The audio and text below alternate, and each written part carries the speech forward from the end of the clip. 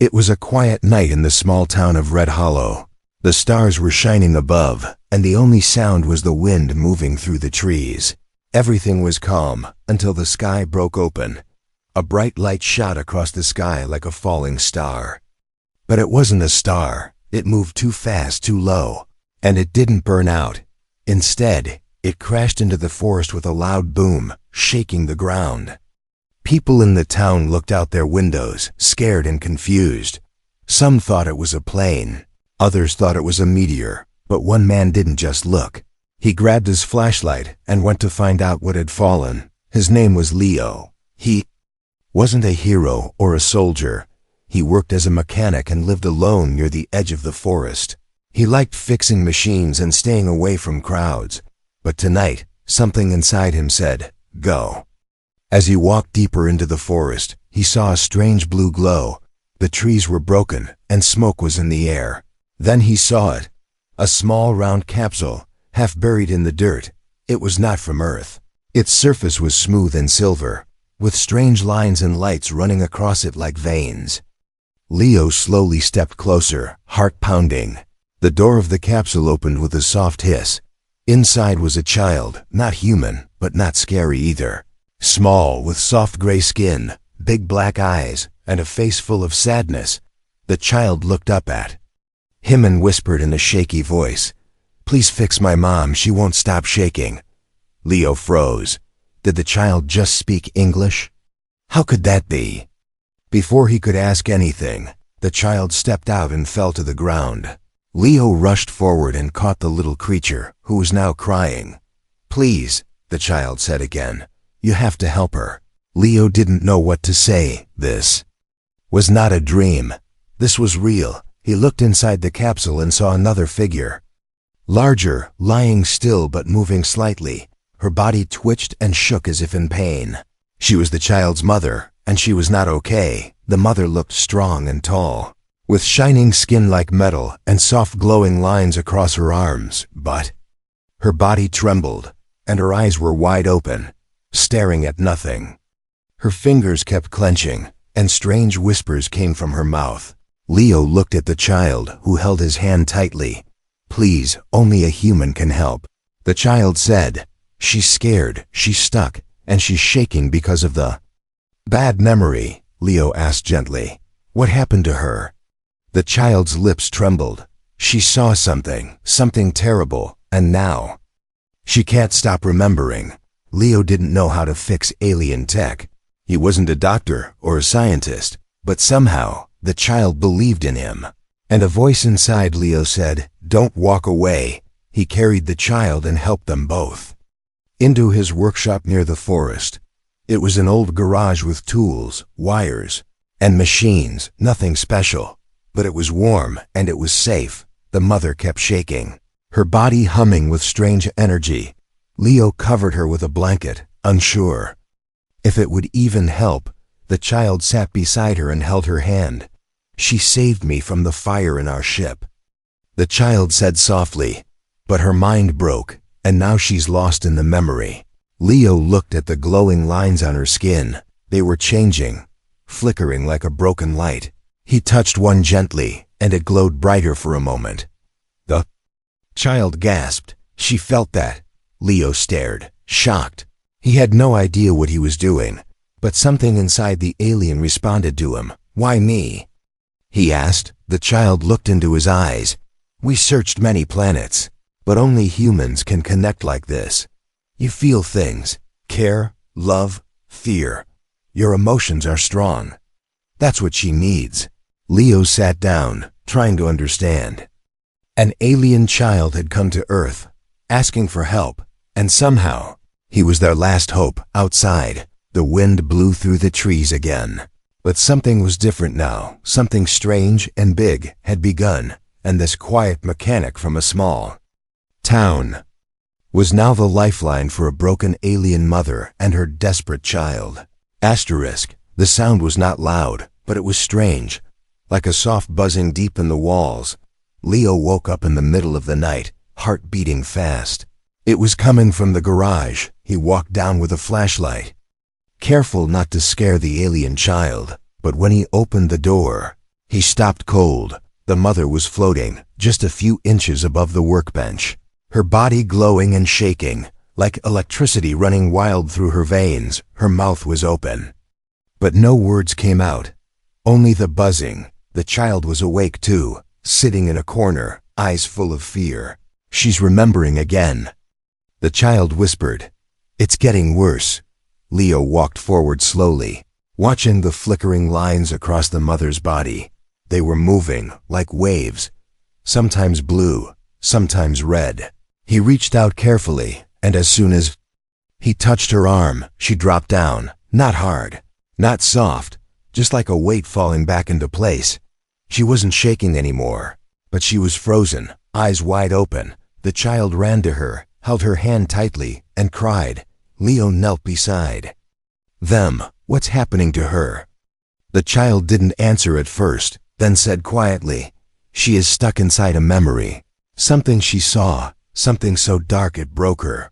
Leo looked at the strange lines glowing under her skin. He noticed something odd, a small symbol. Near her neck, he leaned closer, wiping off some of the dust and ash. His eyes widened. It was a circle, with a smaller circle inside, like a map. But not just any map. It looked exactly like the surface of Earth's moon. Leo stepped back, heart racing. "What does this mean?" he asked. "Why would she have a symbol of our moon?" The child looked confused too. "We don't know," the child said. "We've never been here before."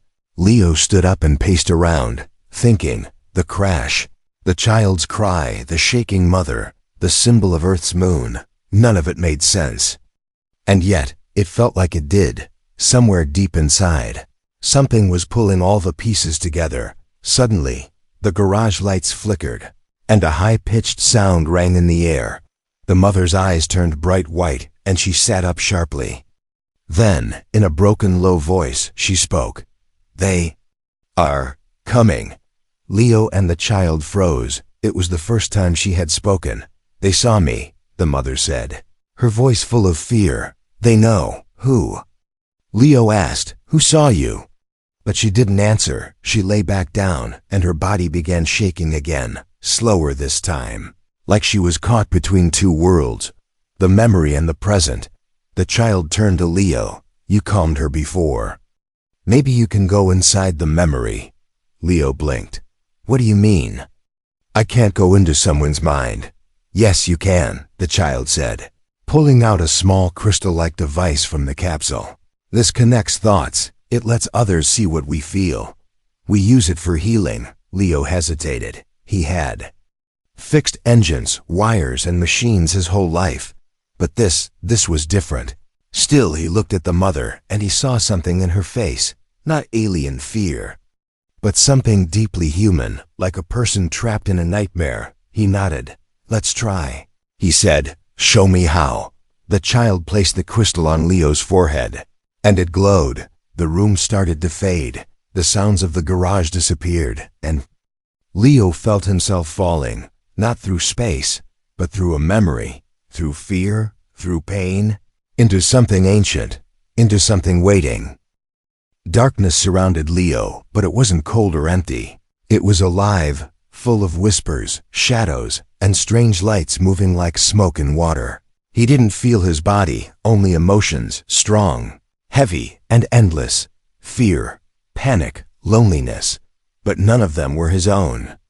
They belonged to someone else, to her. He was inside the alien mother's memory. Not just seeing it, he was feeling it.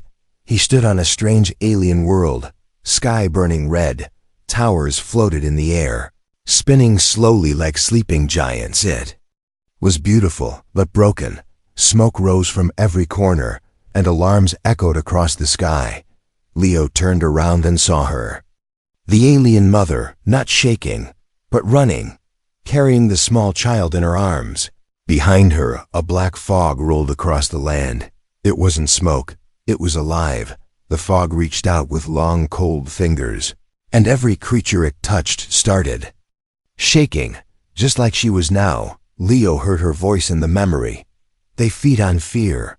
They grow inside your mind, until nothing is left." Suddenly, The child in her arms disappeared. She fell to her knees, screaming, and the shaking began. Her body trembled like a glitching machine, stuck between the past and the present. Leo tried to move, to help, but the memory wouldn't let him. He was only a visitor. Then, everything stopped. The fog froze. The sky cracked open, and something stepped through. A tall, glowing figure, not alien, not machine, but human. Leo gasped. It looked just like him, same face, same voice. But it couldn't be. The glowing figure raised one hand, and the shaking stopped. The alien mother looked up at him with wide eyes. "You," she whispered. "You are the calm." Then the memory shattered like glass in slow motion, and Leo was back in the garage. On the floor, gasping for air, the child ran to him, worried. "What did you see?" Leo looked at the alien mother, still trembling on the bench. "She saw something horrible," he said, "something that feeds on fear. And she saw." "And me?" The child tilted their head, confused. "You? But you've never met her before." "I haven't," Leo replied. "But someone like me has, someone human." The child sat down beside him, quiet for a moment, then said, "Our people searched for help across hundreds of planets, but most species don't understand emotion the way humans do. Your fear is strong. Yes, but so is your love, your peace, your courage." Leo looked at his hands still, shaking slightly. "I'm not special," he said. "I fix cars and old machines." The child smiled gently. "That's why you're special. You fix broken things, and she's broken inside." Suddenly, the lights in the garage dimmed. The capsule beeped twice, and a symbol appeared on the wall. A spiral with a red center. The child's face went pale. "They're close," they whispered. "The fear-makers. They found us." Leo stood up fast, his heart racing again. "We need to move," he said. "We need to hide." "No," the child replied. "We need to fight. But we can't do it without you." Leo looked at the mother, at the child, and then at the strange glowing crystal still humming on the floor. He wasn't a soldier or a scientist, but maybe, just maybe, he was what they needed. The stars were silent, but not empty. In the quiet of the night, Leo stood outside the garage, staring at the sky.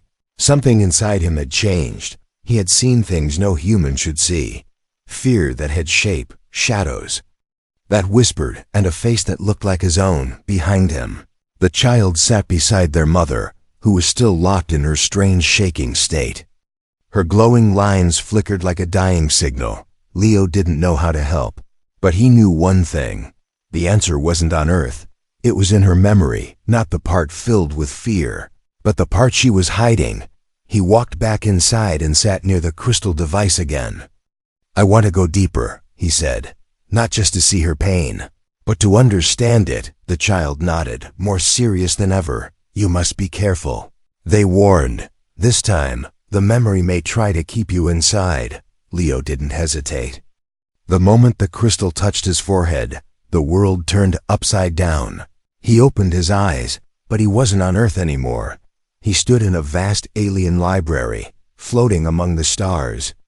Books made of light, walls made of sound, and in the center, the alien mother, younger, calm, standing tall and full of grace. She turned slowly, looking at Leo. "You shouldn't be here," she said, but her voice was kind. "I need to help." "You," he replied. "I saw your fear. Now show me what came before." She looked at the glowing books around them and touched one. A memory opened like a window. Leo saw thousands of alien children, happy and free. Their world was full of peace. Their cities like flowers blooming in the sky. And then, the darkness, no ships, no army, just a feeling, a wave of emotion that crashed through their minds like a storm. Fear, pure and heavy, it spread like disease, making entire cities shake and fall. Leo stepped closer, heart pounding. What was it? "They called it the Hollow," she whispered. "Not a creature, not a god, but a hunger, a thought that eats other thoughts. It can't be touched, only felt." Leo's mouth went dry. "And how did I stop it?" The memory paused. She turned to face him directly. "You didn't stop it with weapons," she said. "You stopped it by being human, by holding my hand, by telling a story, by laughing when everyone else cried." Leo felt a deep pull in his chest. It sounded too simple, too small, but in that moment, it made sense. "The hollow doesn't understand calm," she added. "It only grows where fear lives. But you are not afraid of pain, you live with it. That makes you dangerous to them." Suddenly, the library began to shake. Books of memory turned black. A cold wind blew through the stars. "They found us," she said, her voice now trembling. "They are coming into this memory." Leo grabbed her arm. "Then come with me," he said. "Wake up." "No," she whispered. "You have to go alone. You have to warn the others." The hollow was heading for Earth. The memory broke like ice under Leo's feet. He was falling again, faster than before. He woke up with a scream, the crystal falling from his head. The child was already pulling him to his feet. "You saw it, didn't you?" Leo nodded, sweating, heart racing. "They're coming," he said, "and they feed on fear."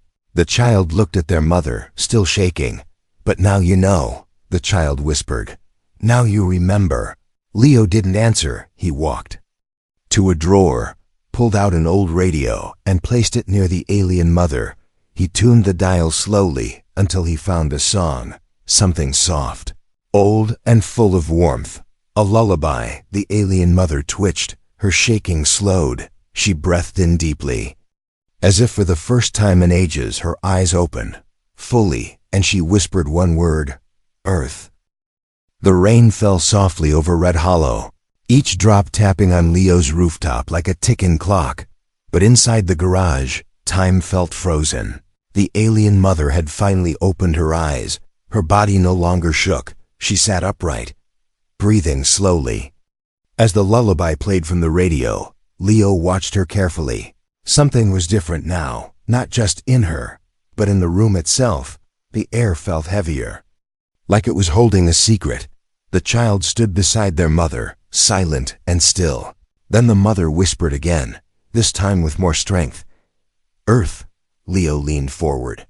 What do you mean? He asked. Have you been here before? She looked into his eyes and nodded. Yes, she said. A long time ago. But not in this time, Leo frowned, confused. In another time, she continued. In another version of Earth. She reached out and touched the crystal device again. It flashed, and a new memory filled the room like a dream spilling out of her mind. Leo saw fields of green under two suns, a planet that looked like Earth, but wasn't quite the same. He saw people, humans, walking with alien beings side by side. They were smiling, working together, building something great. But then the skies turned black and the hollow came. It spread faster this time, stronger. It consumed both alien and human minds. Even the bravest began to shake and break. Then Leo saw himself, again, same face, same voice, standing in front of the storm with arms wide open, not to fight, but to feel. The hollow wrapped around him, trying to break him, but it couldn't. He stood still, fearless. And for a moment, the hollow cracked, it screamed, and then vanished. The memory faded. And the garage returned. Leo stepped back, speechless. That man. That was me, he said. But not me. The alien mother nodded. Yes, she said. You are connected to him. Maybe a soul reborn. Maybe a path repeated. But you stopped the hollow before. The child added, you weren't chosen because you're strong. You were chosen because you feel. Leo sat down, trying to breathe. He had spent his whole life fixing broken machines. Now he was being told he'd once fixed the universe. Then something buzzed on the table. It was the alien capsule, its lights blinking red. A signal had been received. The child checked it and went pale. They found the ship, they whispered. They found where we crashed. Leo stood up fast. How long until they reach us? Minutes, the child said. Maybe less. The alien mother struggled to her feet. Still weak but standing, she placed one hand on Leo's shoulder. Then it begins again, she said. But this time, you're not alone. Suddenly, a loud hum filled the garage. Outside, the wind stopped. The rain froze in midair. Hanging like glass, Leo rushed to the window. A large shadow moved above the forest.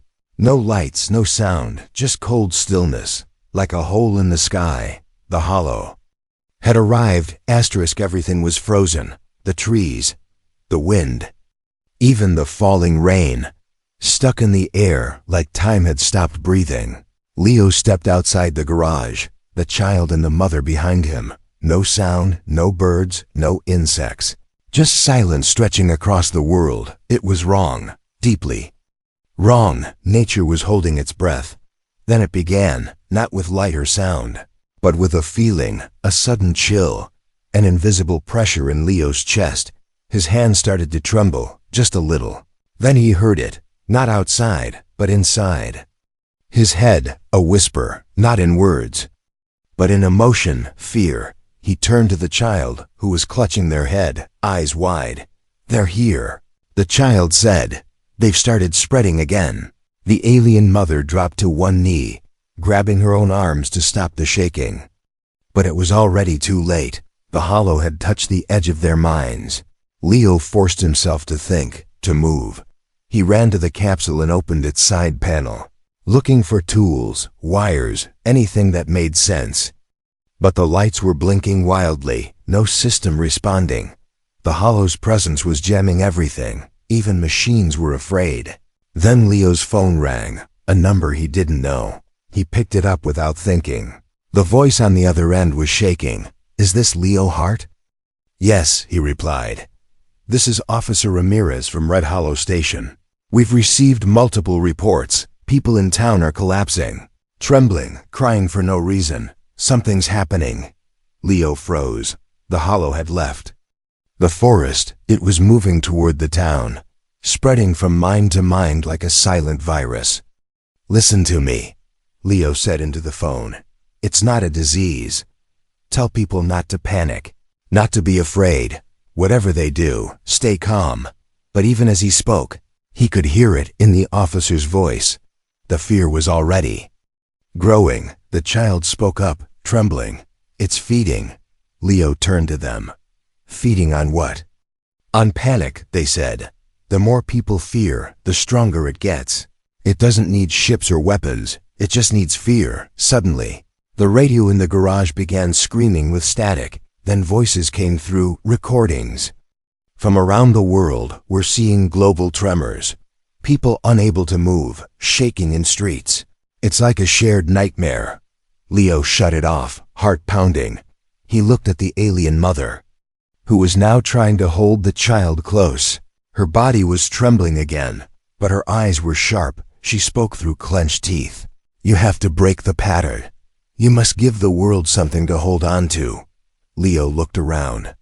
What did he have? A garage full of tools? A glowing child and their broken mother? What could one man do against fear itself? Then he remembered the memory, the one buried deep inside her mind, the version of himself who stood without shaking. He wasn't a warrior, he was calm.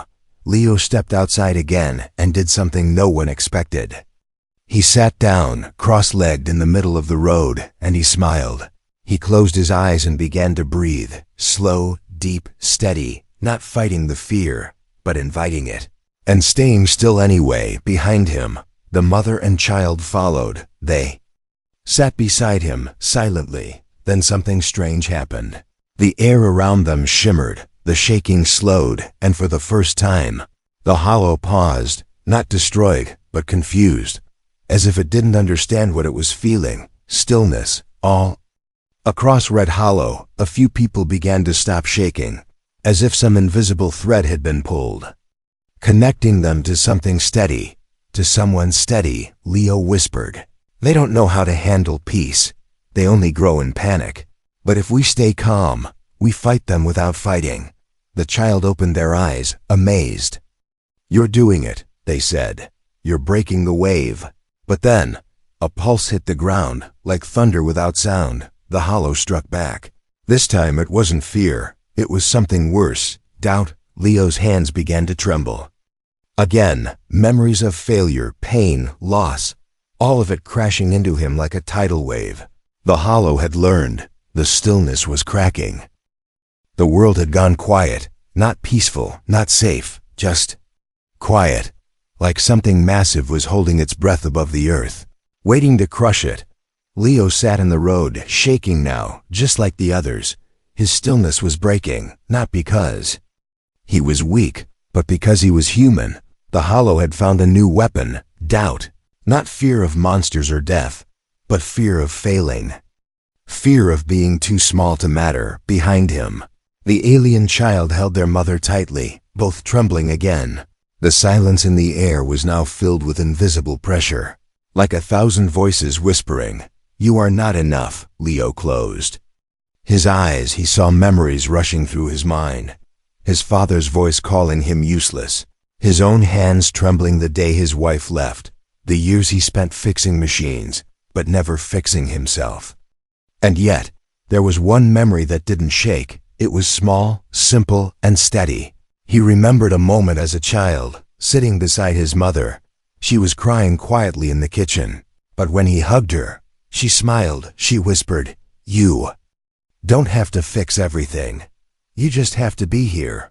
Leo opened his eyes, tears falling, and smiled. It wasn't a strong smile. It was tired, cracked, honest. But it was real. He stood up slowly, walked over to the alien child and their mother, and knelt down. His hand reached out and touched both of theirs. "Breathe," he said softly. "Don't fight it. Feel it, and stay here." The child looked up. "But it hurts." "I know," Leo whispered. "That's how you know it's real."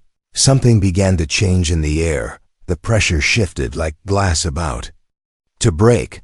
Across the town, people started breathing again. Not because the fear was gone, but because someone showed them how to stand with it. Not run from it, not crush it, just stand. The hollow roared, not in sound, but in emotion. An explosion of fear, guilt, shame. But this time, it bounced back. Leo, the alien child, the mother, and now others, too, stood like mirrors, reflecting fear without absorbing it, feeling the storm but refusing to fall. The hollow began to shrink, like a shadow with no place to hide. It faded, not with a bang, but with a breath. Gone. Hours later, the rain returned.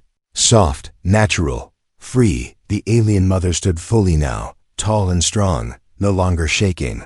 She walked to Leo and placed a glowing hand on his chest. "You reminded me what we forgot," she said. "That strength isn't silence. It's choosing peace when fear is easy." The child smiled and held Leo's hand tightly. "You were the lifeline," they said. "Not because you're human, but because you chose to be." A message came through the capsule.